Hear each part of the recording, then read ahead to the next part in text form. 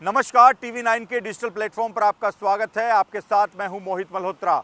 आइए आपको बताते हैं पंजाब, हरियाणा और हिमाचल प्रदेश की 5 बड़ी खबरें। पंजाब में पेपर लीक का मुद्दा लगातार गरमाया हुआ है। इस मुद्दे को लेकर लगातार सियासी पार्टियां सरकार पर हमलावर हैं। पंजाब की विपक्षी पार्टियों शिरोमणि अकाली दल, कांग्रेस और बीजेपी के द्वारा पंजाब के शिक्षा मंत्री हरजोत सिंह बैस के इस्तीफे की मांग की जा रही है।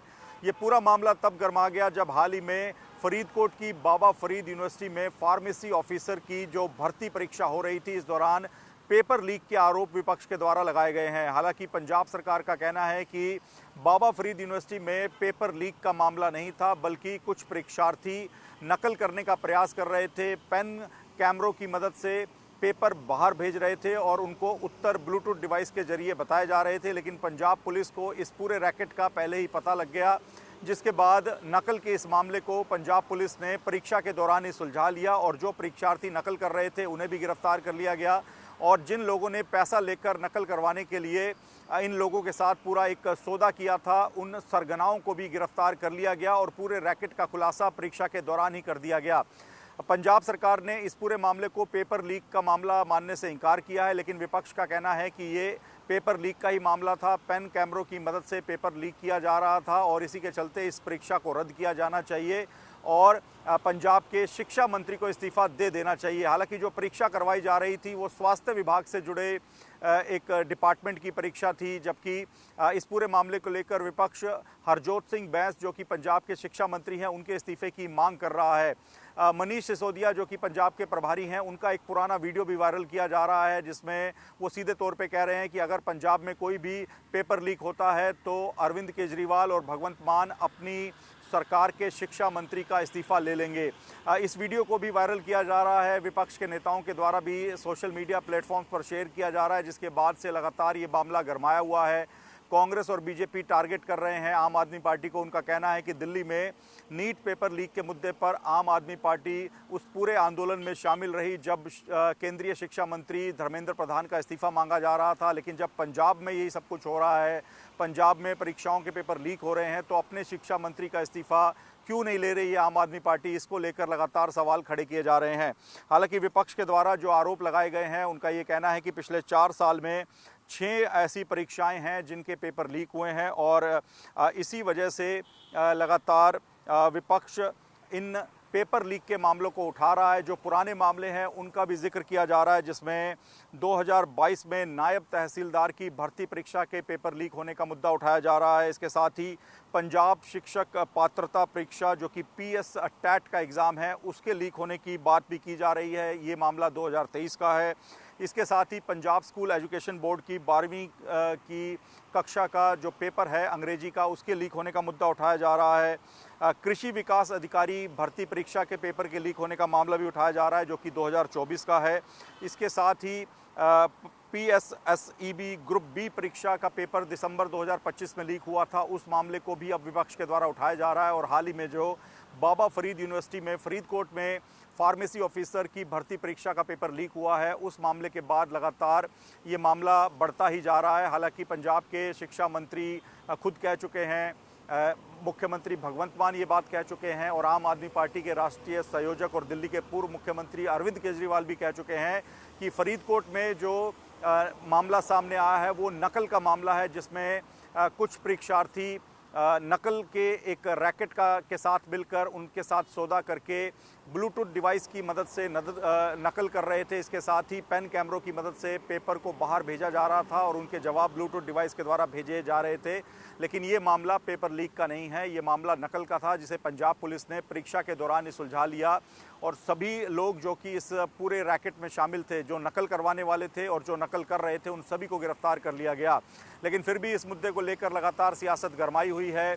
दिल्ली में नीट पेपर लीक के बाद जो लगातार जंतर मंतर पर प्रोटेस्ट हुए, जिसके बाद केंद्रीय शिक्षा मंत्री धर्मेंद्र प्रधान को इस्तीफा देना पड़ा, उसके साथ इस मामले को जोड़कर अब पंजाब में विपक्ष पंजाब सरकार से एक्शन करने की मांग कर रहा है। पंजाब के शिक्षा मंत्री हरजोत सिंह बैस के इस्तीफे की मांग की जा रही है। लेकिन पंजाब में जो अलग अलग पेपर लीक हुए हैं उसमें अलग अलग विभागों के पेपर हैं। जैसे स्वास्थ्य विभाग की तरफ से फार्मेसी ऑफिसर की परीक्षा आयोजित की गई थी, जिसका पेपर लीक होने के आरोप विपक्ष लगा रहा है। लेकिन कुल मिलाकर जो पूरी राजनीति हो रही है वो पंजाब के शिक्षा मंत्री हरजोत सिंह बैंस के इस्तीफे को लेकर हो रही है। विपक्ष के द्वारा सीधे तौर पे मांग की जा रही है कि हरजोत सिंह बैंस को अपना इस्तीफा दे देना चाहिए और आम आदमी पार्टी को अगर दिल्ली की तरह एक मिसाल कायम करनी है, अगर केंद्रीय शिक्षा मंत्री धर्मेंद्र प्रधान का इस्तीफा लेने की मांग आम आदमी पार्टी उठा सकती है, पेपर लीक के मुद्दे पर हंगामा कर सकती है, तो पंजाब में भी पेपर लीक एक गंभीर मुद्दा है और इस मामले को लेकर अपने शिक्षा मंत्री हरजोत सिंह बैंस का इस्तीफा अरविंद केजरीवाल को ले लेना चाहिए।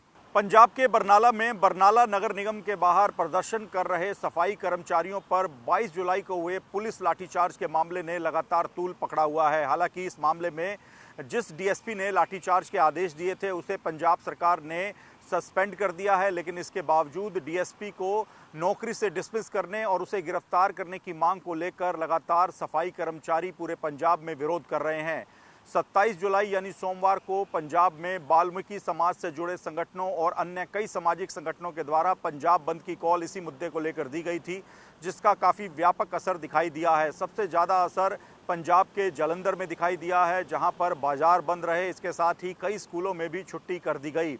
जालंधर के साथ ही अमृतसर, बरनाला समेत अन्य कई शहरों में भी इस बंद का व्यापक असर दिखाई दिया है।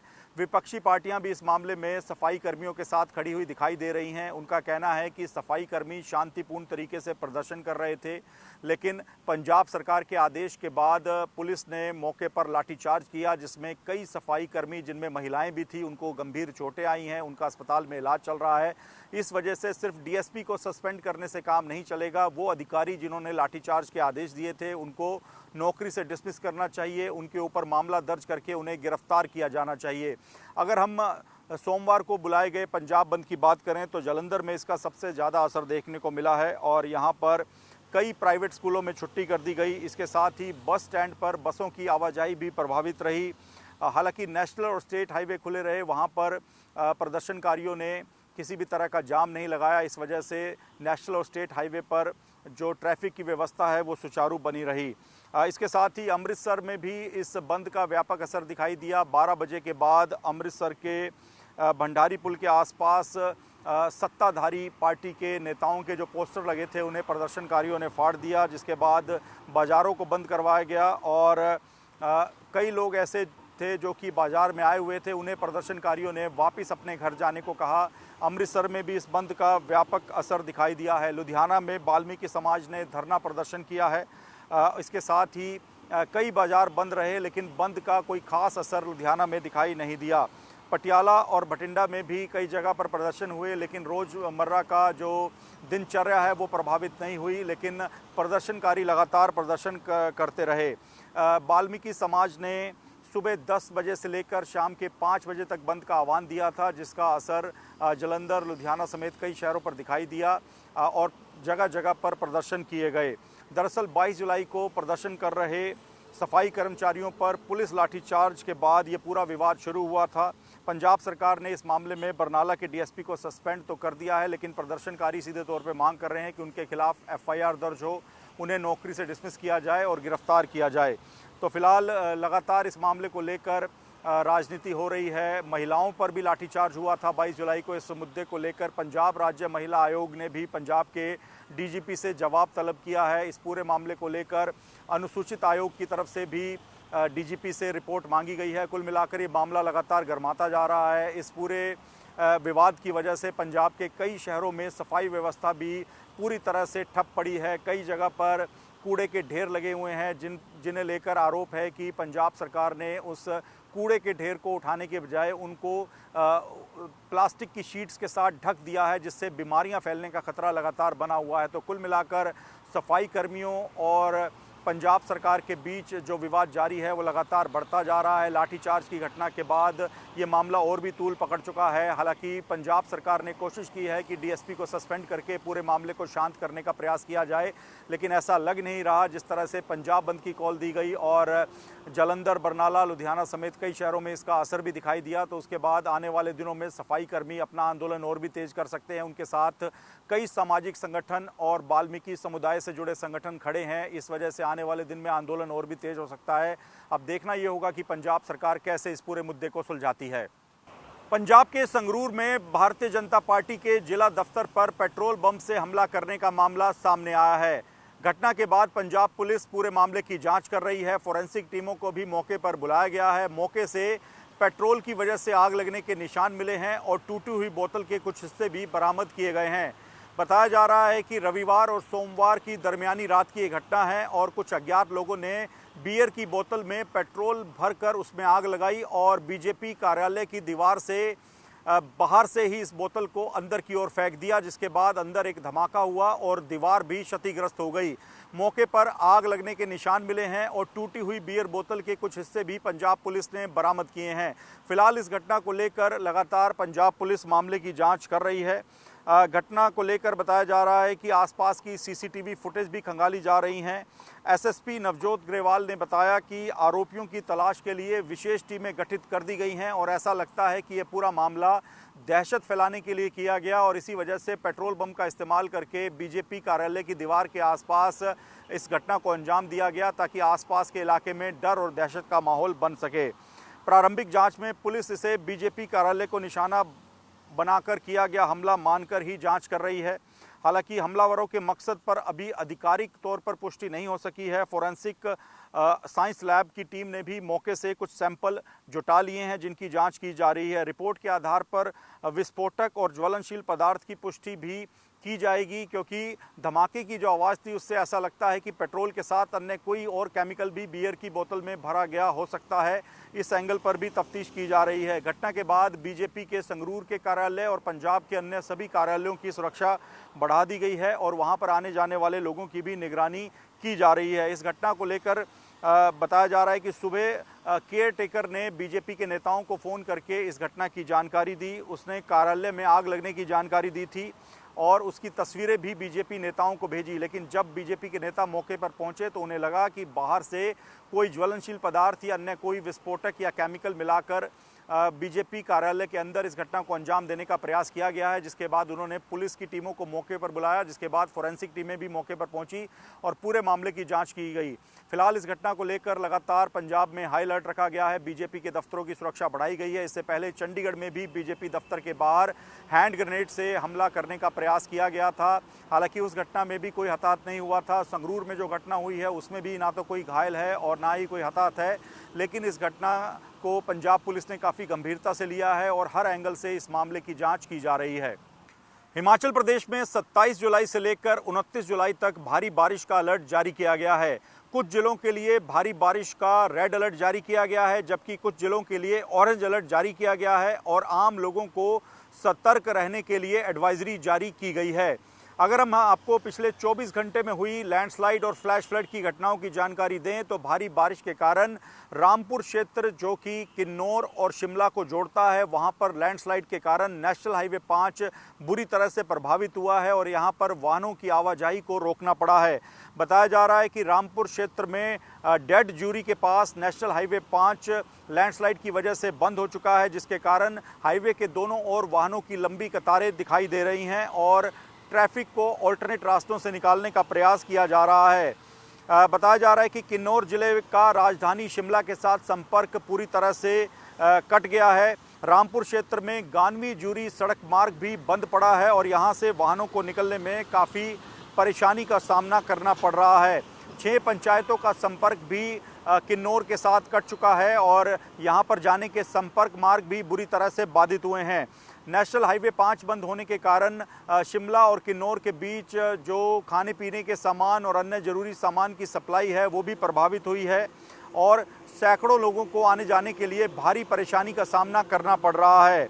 बताया जा रहा है कि जूरी इलाके के पास पहाड़ी से लगातार पत्थर और मलबा नीचे गिर रहा है। चट्टानें नीचे गिरने के कारण सड़क को बहाल करने के लिए काफ़ी मशक्क़त करनी पड़ रही है।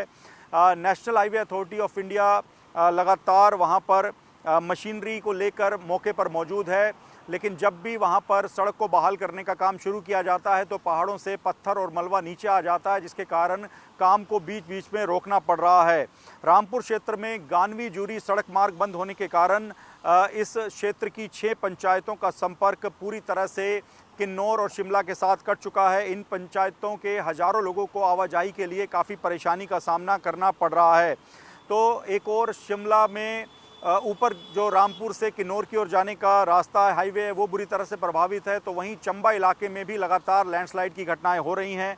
24 जुलाई को हमने देखा था कि लाहौल पांगी सीमा पर कड़ू नाले के पास भीषण लैंडस्लाइड हुआ था, जिसके कारण एक सुमो कार में सवार 13 लोगों की मौत हो गई थी। अब इस घटना का एक वीडियो सामने आया है जिसमें देखा जा सकता है कि पहाड़ी से भारी भरकम पत्थर और मलबा नीचे गाड़ी पर गिरता हुआ दिखाई दे रहा है और गाड़ी में जो लोग मौजूद थे उन्हें बाहर निकलने का वक्त तक नहीं मिल पाता है। तो इस तरह की घटनाएं लगातार हिमाचल प्रदेश में सामने आ रही हैं। हिमाचल प्रदेश प्रशासन अलर्ट पर है, लगातार एनडीआरएफ और एसडीआरएफ को भी अलर्ट पर रखा गया है। लेकिन लोगों को भी सतर्क रहने के लिए कहा गया है। खास तौर पर बारिश के दिनों में यात्रा करने से लोग बचें, नदी नालों के पास ना जाएं। इसको लेकर हिमाचल प्रदेश प्रशासन के द्वारा लगातार एडवाइजरी जारी की जा रही है। मौसम विभाग के द्वारा भी अलर्ट भेजे जा रहे हैं। लेकिन हिमाचल प्रदेश में लगातार लैंडस्लाइड और फ्लैश फ्लड की घटनाओं की वजह से जनजीवन अस्त व्यस्त हो चुका है। अभी 27 जुलाई से लेकर 29 जुलाई तक एक बार फिर से भारी बारिश का अलर्ट जारी किया गया है। ऐसे में हिमाचल वासी यही उम्मीद कर रहे हैं कि और कोई ऐसी अप्रिय घटना ना हो, कोई ऐसा हादसा ना हो जिसके चलते आम लोगों को अपनी जान से हाथ धोना पड़े। लेकिन फिलहाल अपडेट ये है कि हिमाचल में अगले 72 घंटे के लिए तेज़ बारिश का अलर्ट फिर से जारी किया गया है। ऐसे में हिमाचल में अगर आप जा रहे हैं, आप टूरिस्ट हैं, घूमने के लिए जा रहे हैं, किसी काम के सिलसिले में जा रहे हैं, तो आप अलर्ट रहें। इसे लेकर जो एडवाइजरी हिमाचल प्रदेश सरकार और प्रशासन के द्वारा जारी की जा रही है उसे फॉलो करें और सावधानी के साथ यात्रा करें। हरियाणा के नूंह जिले के नल्लड़ इलाके में स्थित सरकारी मेडिकल कॉलेज में लापरवाही का बड़ा मामला सामने आया है। यहाँ पर 4 साल की एक मासूम बच्ची के संक्रमित पैर की बजाय उसके स्वस्थ पैर का ही ऑपरेशन कर दिया गया। लापरवाही सामने आने के बाद अब परिवार ने इस मामले को लेकर मेडिकल स्टाफ और डॉक्टरों के खिलाफ कार्रवाई की मांग की है और हरियाणा सरकार के सामने शिकायत दर्ज करवाई है। जानकारी के मुताबिक नूंह जिले के शहीद राजा हसन खान मेवाती राजकीय मेडिकल कॉलेज का ये मामला बताया जा रहा है। ये मेडिकल कॉलेज नूंह के नल्लड़ में स्थित है। यहाँ पर बताया जा रहा है कि 4 वर्षीय बच्ची के पैर में संक्रमण था, जिसके बाद उसका ऑपरेशन किया जाना था। लेकिन डॉक्टरों की टीम ने संक्रमण से प्रभावित पैर की बजाय स्वस्थ पैर का ही ऑपरेशन कर दिया। जब बच्ची को बाहर लाया गया और परिजनों ने स्वस्थ पैर पर पट्टियां बंधी देखी तो उन्होंने इस पूरे मामले को डॉक्टरों के सामने उठाया, जिसके बाद आनन फानन में बच्ची को दोबारा ऑपरेशन थिएटर ले जाकर उसके संक्रमित पैर का ऑपरेशन किया गया। इस पूरे मामले को लेकर मेडिकल कॉलेज प्रशासन को भी शिकायत दी गई है और दोषियों के खिलाफ सख्त कार्रवाई करने की मांग उठाई गई है। गांव मेवली निवासी आरिफ ने इस मामले को लेकर जो हॉस्पिटल के निदेशक हैं उनके सामने शिकायत दर्ज करवाई है। उनका कहना है कि वो 20 जुलाई को बच्चे के इलाज के लिए मेडिकल कॉलेज पहुंचे थे और यहां पर डॉक्टरों ने अल्ट्रासाउंड करने के बाद हड्डी रोग विशेषज्ञ से परामर्श लेने की सलाह दी थी, जिसके बाद ये तय हुआ था कि बच्ची के संक्रमित पैर का ऑपरेशन किया जाएगा। लेकिन ये बड़ी लापरवाही है, जहां पर संक्रमित पैर की बजाय बच्ची के स्वस्थ पैर का ही ऑपरेशन कर दिया गया। इस पूरे मामले को लेकर बच्ची के परिजनों ने जहां एक और नूंह जिले के सीएमओ को शिकायत दर्ज करवाई है, तो वहीं कॉलेज प्रशासन के सामने भी शिकायत दर्ज कराई गई है। मेडिकल कॉलेज का जो स्टाफ इस पूरे लापरवाही में शामिल था उसको लेकर कार्रवाई करने की मांग की गई है। फिलहाल हरियाणा पुलिस को भी मामले की शिकायत दी गई है और हरियाणा सरकार की तरफ से, कॉलेज प्रशासन की तरफ से और सीएमओ के दफ्तर की तरफ से कहा गया है कि पूरे मामले की जांच की जाएगी और दोषियों के खिलाफ सख्त कार्रवाई की जाएगी। तो ये थी पंजाब, हरियाणा और हिमाचल प्रदेश की 5 बड़ी खबरें। देश और दुनिया की अन्य तमाम खबरों के लिए TV9 के डिजिटल प्लेटफॉर्म्स के साथ जुड़े रहें। नमस्कार।